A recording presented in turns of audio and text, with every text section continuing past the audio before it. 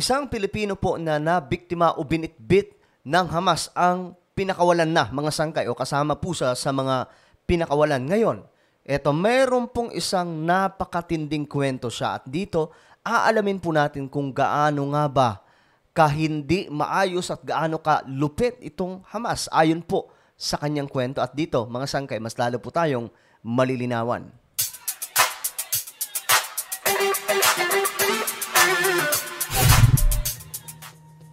Hello, what's up mga sangkay? Kamusta po kayong lahat mula sa Luzon, Visayas, Mindanao, Sabah at maging sa ating mga kubayan na nasa iba't ibang bansa. Siyempre, shoutout din po sa lahat ng mga solid sangkay na lagi pong nagsusubaybay, nanonood dito sa ating channel.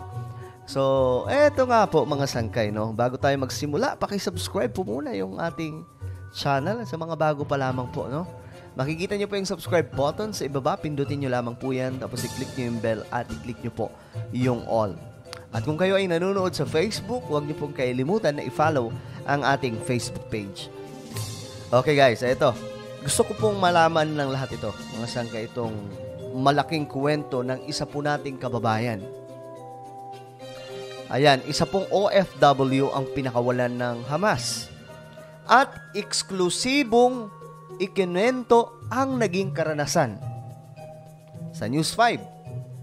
Maganda to mga sangkay para mas malinaw. Ito ha, itong ating vlog ngayon ay hindi po natin kinuha ang information kung kani-kanino lamang. Ito mismo ay base sa kwento ng ating kababayan. Isa po siya sa binitbit nitong Hamas, mga sangkay. Sabik nang umuwi ng bansa ang Pinoy caregiver na si Jelinor Pacheco na pinihag ng grupong Hamas sa Israel. Kahit malaya na, nakapulog pa rin daw sa kanyang isipan ang mapait na sinapit. Mapait na sinapit.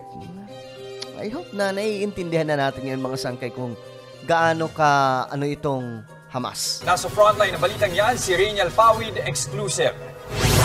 Pagpunta ko dito, isang araw matapos ang kanyang paglaya sa kamay ng militanteng grupong Hamas, ito na ang caregiver na si Jelinor Pacheco.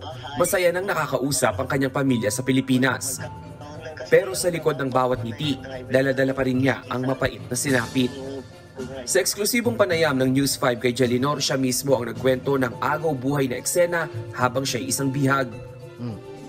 Agaw eksena, mga sangkay, habang siya ay hawak nitong Hamas.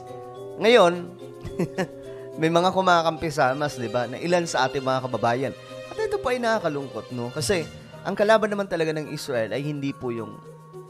Wala pang ibang kalaban ng Israel, kundi Hamas lamang. Not Palestinians. Hindi po yung mga Palestinians, kundi Hamas lamang ang kanilang kalaban. At ito po yung ating kinukundina. Dahil ayaw po natin maghari sa mundo ang mga kagaya ng Hamas na terror organization. 3 beses po nila akong pinaluhod na tinutukan ng 5 tao. Ilang beses pinaluhod mga sangka ito? Para mag-gets talaga nating lahat, no? Habang siya'y isang bihag. 3 beses po nila akong pinaluhod na tinutukan ng 5 tao. 3 beses, ha? Talagang pero hindi pinayagan ng Panginoon na kalabitin yung gatilyo. Grabe. Tanging iniinda na lang ni Pacheco ang tila nabinging kaliwang tainga. Paputok nila yung mga baril nila dito sa tenga ko po. Kita mo na kung anong ginawa sa kanila? Dito sa kanyang tenga pa ang ginawa ng Hamas. Pinaputok ang hawak na armas. Do you think ang Hamas ay may magandang intention sa mga taong to? Alam niyo itong nangyaring pagpapakawala mga sangkay sa kanilang mga hawak nitong mga Hamas ay divine intervention ito ng ating Panginoong Diyos talaga sa laban na ito. Dahil hindi po papayagan ng Panginoong Diyos na manaig ang kaaway. Whatever strategy or tactic ang gustong gawin ng Hamas against Israel at pwede nilang gamitin itong pagkakataon na mayroon pong ilang araw na wala pong bakbakan na magaganap sa pagitan ng Israel at Hamas. Kung ano man ang kanilang strategy, hindi po sila pa rin magtatagumpay. Dahil never pababayaan ng Diyos ang Israel. Simula po nung nabalik, natupad ang propesiya na sila muli ay magbabalik sa kanilang bayan, malilipol muli mula sa iba't ibang mga bansa, mga sangkay, according to a prophecy.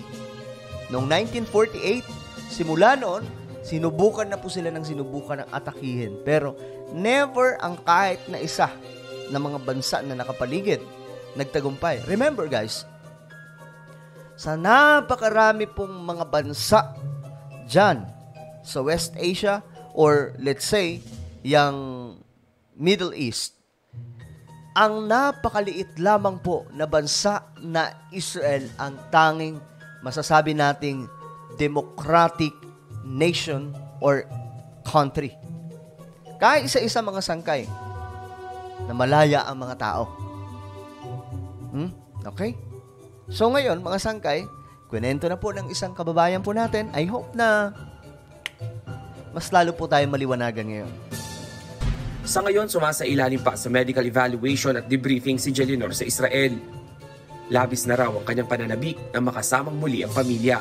At pagkatapos ng nangyari, wala na siyang balak mangibang bansa. Ang tanging nais na lang niya, makapagsimula ng negosyo sa Santa Ana, Cagayan. Yun lang naman ang pangarap ko sa pagpunta ko dito, baon-baon ko hanggang ngayon. Yung baon kong pumunta ng Israel, magkabahay, natupad naman na. Magkaroon ng kasi ang trabaho ko noon driver ng kiskisan, yung rice mill.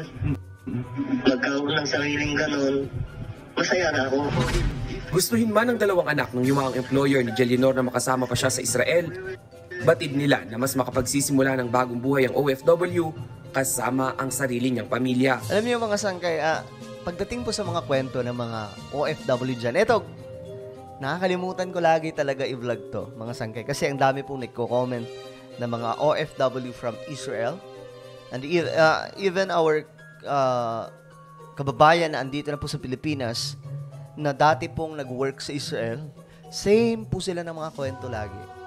Ang kwento nila, ang babait po ng mga Hudyo, ang babait po ng mga taga-Israel, inaalagaan po sila. At kahit po, kakaiba po yung mga kwento, mga sangkay, dahil di ba may mga bansa talaga na masasabi nating may mga amo silang mababait, may mga boss na mababait, pero hindi pare-parehas yung kwento. Yung iba, malulupit yung amo, yung iba talagang mabangis yung amo.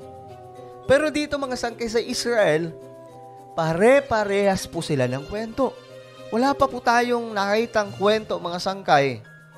Itong legit na kwento, nasasabihin nila ang sama-sama ng Israel, hindi inaano kami, inaalipusta kami. Dito mga sangkay, ang dami pong kwento ng ating mga kababayan. Ito, pwede ba sa lahat po ng mga OFW from Israel at mga dating nag-work dyan sa Israel din, just comment down below ang inyong mga experience, no? Nakabutihan po nitong, ano ba? Paano ba naging mabuti sa inyo? Naging mabuti ba o masama ang mga taga-Israel bilang mga amo nyo? Kamusta ang inyong pagtatrabaho dyan? Hindi ba kayo nahirapan? O nahirapan? Ito ay tanong lamang mga sangkay para mas klaro, no? Para mas maintindihan natin lahat kung gaano po talaga anong culture mayroon ang mga Jewish at paano po sila, paano yung encounter nila sa mga Pilipino dyan bilang, syempre mga boss po sila ng ating mga kababayan, kasi mostly talaga ng mga kwento ng ating mga kababayan ang babait na mga amo nila. So ngayon sana mag-comment po kayo.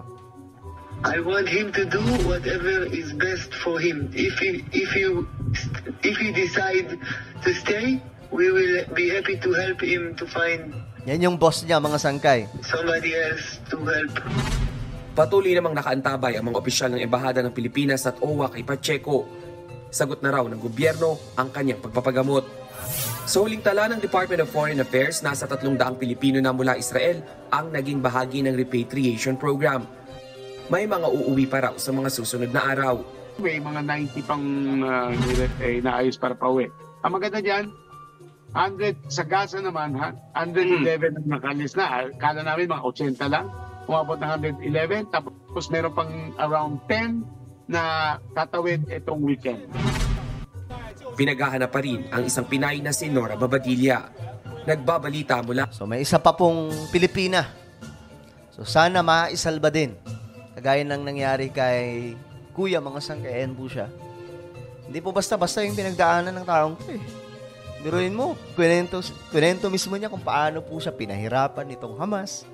Paano po, naku, kulang na lang daw talaga. Hindi lang talaga pinabayaan siya ng Panginoon dahil muntikan na daw po talaga makalabit yung gatilyo. Eh kung talagang oras niya na wala. Talagang itong Hamas, mga sangkay, patunay na wala pong ginawang maganda.